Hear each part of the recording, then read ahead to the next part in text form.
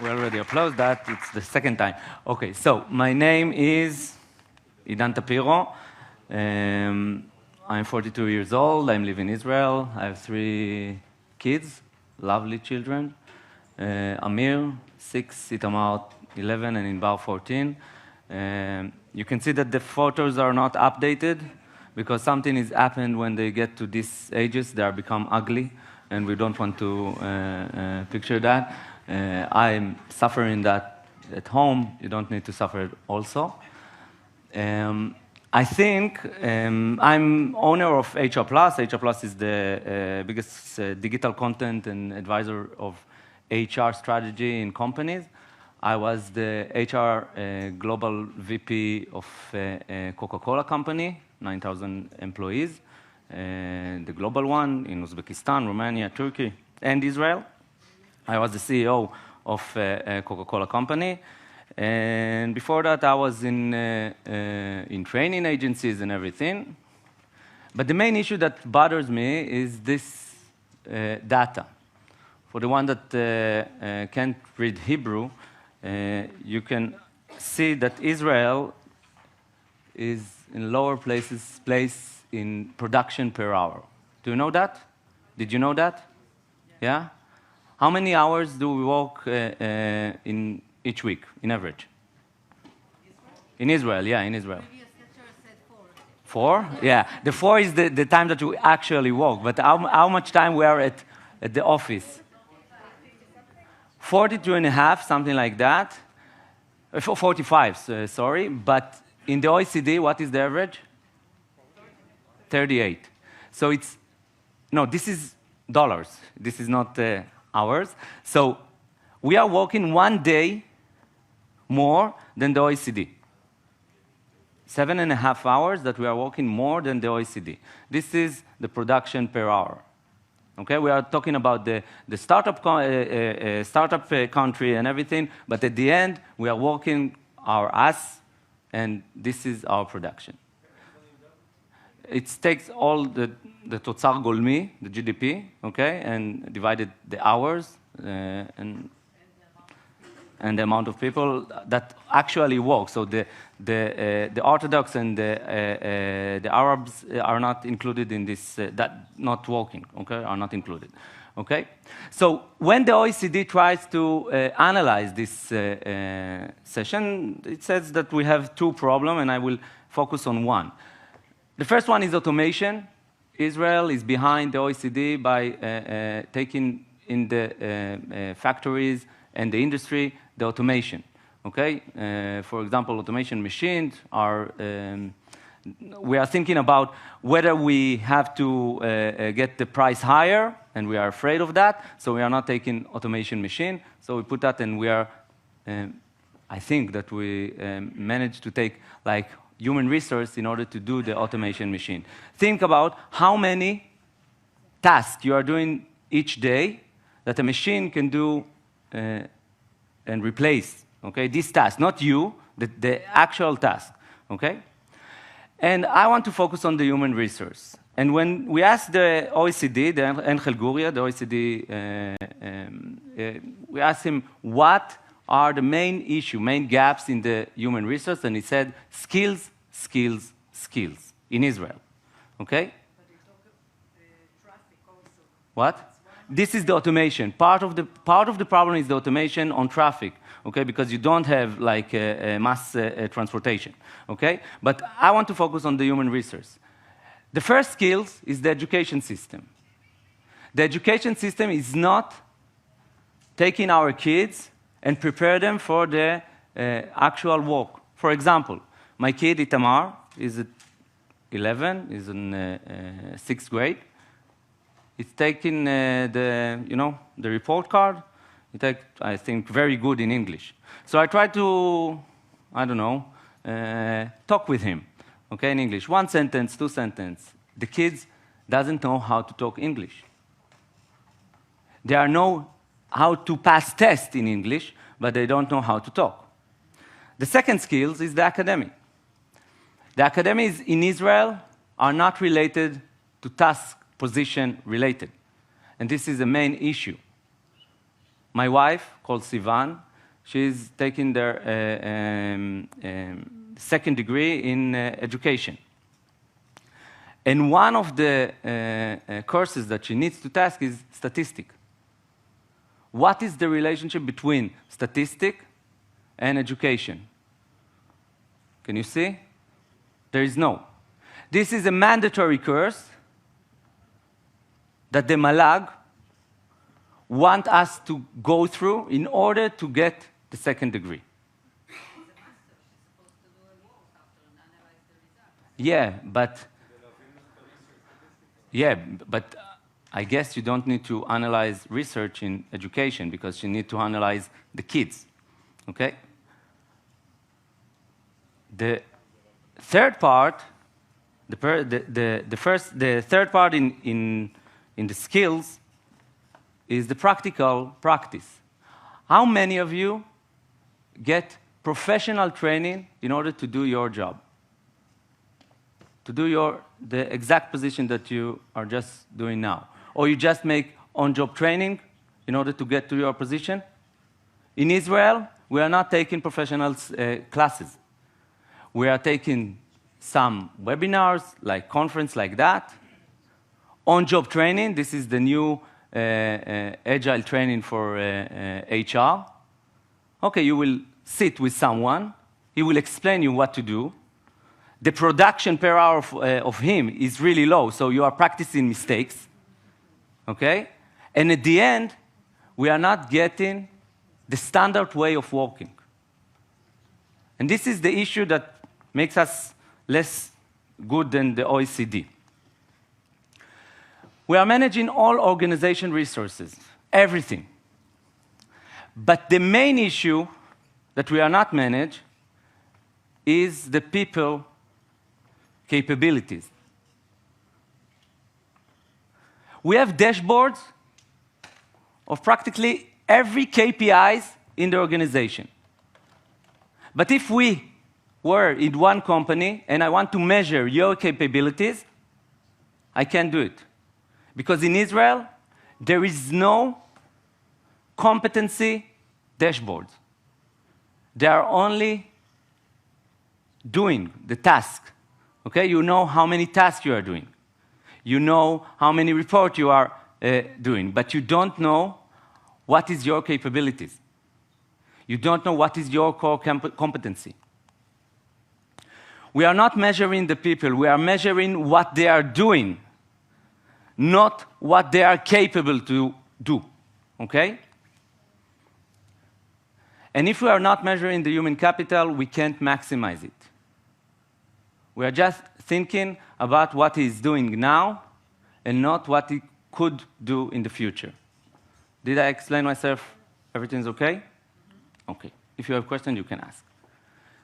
The main issue of HR, the Human Resources Department, is that we are working like a different molecules. We have recruitment, we have training, we have evaluation, but we are not working as one big department. In Israel, we need experience and higher education. Do you think that experience and higher education predict production per hour? What do you think? Yes? No? What do you think? Every position in Israel, every position, you can open all jobs, you can open everything, you will see at least 3 years of experience, first or second degree. When I ask the people that are recruiting you whether the experience or the degree is predict the production, they say, no, it's not relevant. So why the hell do we put these two thresholds in order to get to the position? What do you think? It's measurable. It's the only thing that they can take with the bot. Okay? I have a customer that is trying to recruit a training manager, a global training manager. And he put in the requirements 10 years of experience as a global training manager. So practically, I need to burn as a training manager in order to get to this position. So I called the HR, she's a customer, and asked her whether she is trying getting the candidate. She said, no, Idan, I can't do it. I'm 6 months without the training manager. I need your help. Said, okay. 2 weeks before, I presented my resume, my CVs to this position. 1 day after, I take a negative result because I only have 3 years of experience as training manager. I was advanced to an VP. So I was better in this role, and then I got to the HR. So I asked her whether she will take me as a training manager. She said, of course, I will take you in 1 minute, but probably will not agree on the salary, but I want you. So I told her that 2 weeks ago, she was dismissed my CVs, the bot, because there is no relationship between the experience and the actual work. My company is the biggest company in Israel. Siri is trying to talk with us. Okay. My company is the biggest company in Israel that's making digital content to organization. We are establishing big academies, digital academies in organization. And I'm recruiting, I think, recruited in the last 2 years from the COVID, I think 50 people. Everyone, or 95 of them, are juniors. Because I have a training system. It's not relevant whether they have the experience if I have a training system. And my production per hour is higher than United States, more than $55 per hour. But the main issue with these requirements is that the managers think that after the CVs are getting through these requirements, they only rely on their intuition when they are coming to the interview. They are trying to understand whether the person is good with the manager, okay? They are not trying to understand whether he's professional enough. And this is a main issue in Israel. But the biggest issue, that these requirements taking out a lot of population out of the contest. Because, for example, women are not sending their CVs if the requirements is not at least 80% right with their CVs and their experience. So we're taking 50% of the population and just cut it out from the candidates, just because we are putting some really ridiculous requirements. And after we recruited the applicant in an inaccurate manner, the onboarding is probably, in most of the companies, generic tutorial to the organization, generic tutorial to the role, no reference to the capabilities. For example, if I recruited 2 product managers, they are going through the same orientation, but they don't have the same capabilities. And if they don't have the same capabilities, they are probably will become medium at the end of the training. And you can see that in your companies, that there are like general orientation, big movies, I know because I'm doing that. A lot of like tutorials of the company. This is nothing with the production. The fact that you have a big screen and a computer at the first day there's nothing to do with production.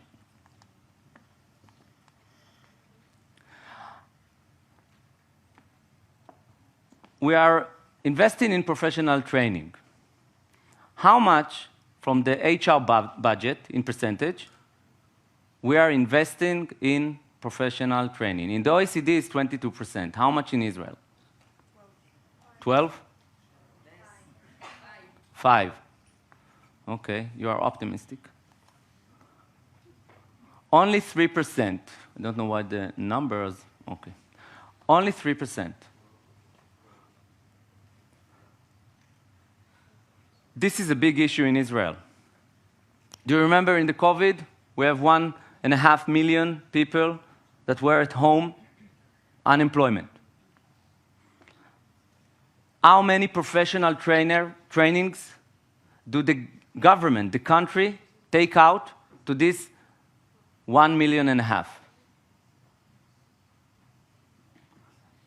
It's 3, but 3,000, okay? Just 3,000 training, professional training for the 1.5 million that sat at home and want to be professional, want to have professional training. How do I know that? Because exactly at March 2020, I established a school for digital training. Hundreds of people come to teach, to learn at my school for digital training. They want to have a new career. Hundreds of people pay a lot of money, not with the pain of the country, in order to get professional training. But the country and the organization are not investing the money in this place. I know this is changing now, okay? For example, Carrefour, do you know Carrefour? The new chain in Israel, HRplus, so we have Carrefour. So I'm establishing in Carrefour the Digital Academy. And the CEO of Carrefour told me, Idan, I want it to be the professional academy that even HRplus cannot say that she's training her people like us. So the thing is changing because they understand, by the way, not because they are loving to train people, because there are no people. There are no professional employees anymore. So, does the investment raise the productivity? No. And the result is that we are paying 100% salary and get 70% productivity. So, how can we measure people? And this is a model that I will introduce you. It's a model that I built with Dr. Danny Klein from the HIT and implemented it in a lot of companies. For example, one of its Checkmars. It's now implementing this product. And probably you can do it for yourself. If you are a manager, you can do it for your team. And I hope it will help you. The way to measure people is taken in 3 different stages. The first one, and the basic one, is the core competency. For each position, we have a different core competency. When they are talking with me to the future competency, this is bullshit. Because each position has a different core competency. For example, if I ask you what is the core competency for sales rep? What is the core competency for sales rep? What do you think? Patience. It's resilience. It's resilience. Okay? Negotiation skills, okay? Connection with people, okay. So interpersonal behaviors, okay? Okay. If I ask you what is the core competency for a QA? What?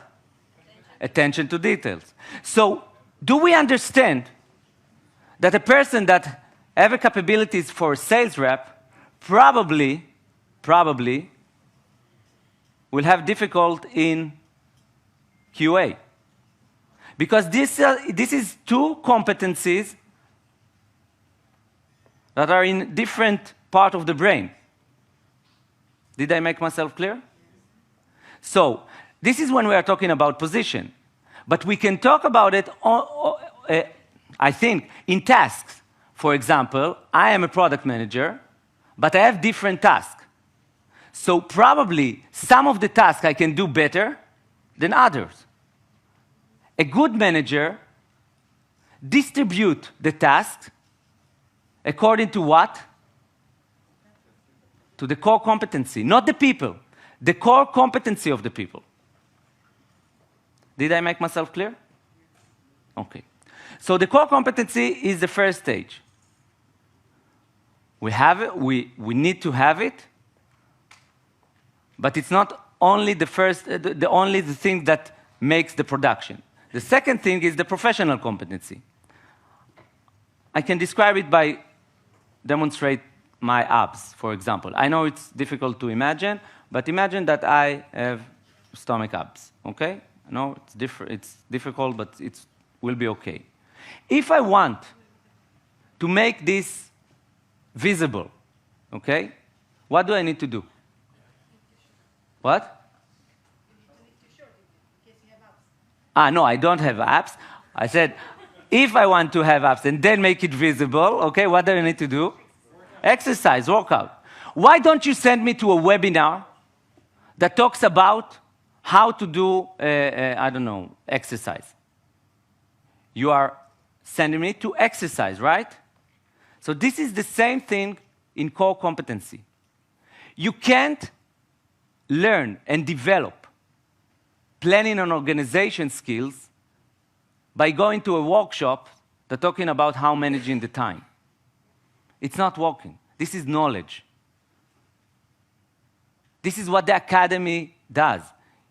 It gives you knowledge. When we were kids, they told us that knowledge is power, right? But no, the ability to use the knowledge is the power. So I can know everything about human anatomy, but if I'm not going to exercise, probably I will not get the abs. In my case, even when I'm exercising, I'm not getting the abs. Because the core competency, the potential of the core competency, I saw people now touching their stomachs in order to understand whether they have abs. You have it, it's below everything. Okay, yeah. If the potential of the core competency is low, the exercise probably will not help. And it will make you really frustrated. And at the end, you will lose your job, leave your job, etc. So you need to focus on the potential core competency. And you need to understand for yourself, what is your core competency? Not what you want to do, not what pays more, but what your core competency, that this is the task that you can do better. Did I make myself clear? Yes. Okay. What is core competency?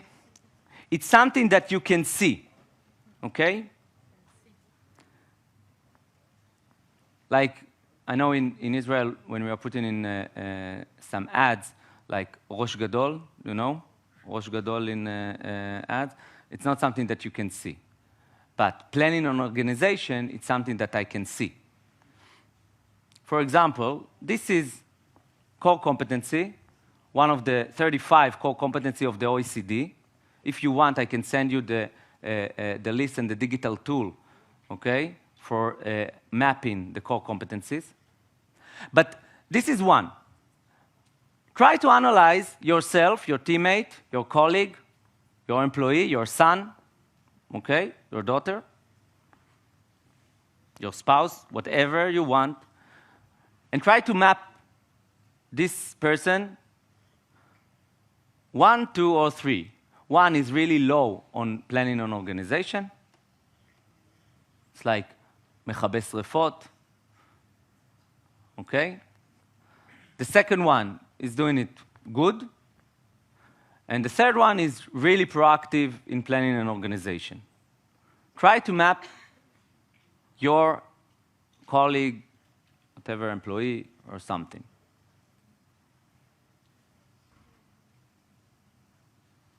Did someone put their person on number 1? Don't worry, you don't need to put the name up front, okay? Someone, number 1? No? Everyone is perfect? Yeah? What? I'm on 0. What? Someone put in his person in 3? No? So everyone in 2? This is the problem in Israel. You can't say the truth to your employees. Everyone is good. It's good enough, okay? And some of them are really special, but there's no one that is really bad. When I was asked to become the CEO of the company, it's a big company, the president of Coca-Cola approached me and said, Idan, I want you to be the CEO. And I told him that my plan in an organization is really bad. It's like 0, really 0. I'm not ready for anything, okay? Just at the last time. And I'm killing my teams because of that. And he told me that he knows that, but he knows that my interpersonal communication is better, and it's good for this function in the company. But I still have to build work plan for 3 years, so I need this capability. So what do? I don't have the capability. What? Delegate, yeah. So the issue with core competency is to understand whether you are low in this core competency and give yourself someone to help, someone in your team, someone, a new position, okay? I recruited a project manager in order to make this works for me. Today, I have a PA that everything that I'm doing is delegated by her, okay? Everything. Because at the end, if she was not there, probably I will not come here today. So what I ask for managers and employees is set up the core competency of the position. If you are a team manager, set up the core competency. If you want to do it for yourself, set up your core competency. Then, set up the task, the professional competency, what you are doing in your function, in your position. And make sure the core competency and the professional competency is adjusted. Because if I have a professional competency that are not adequate with my core competency, probably I'm frustrated and I'm working my ass at the office and still not making the job right. Guys, thank you and good luck.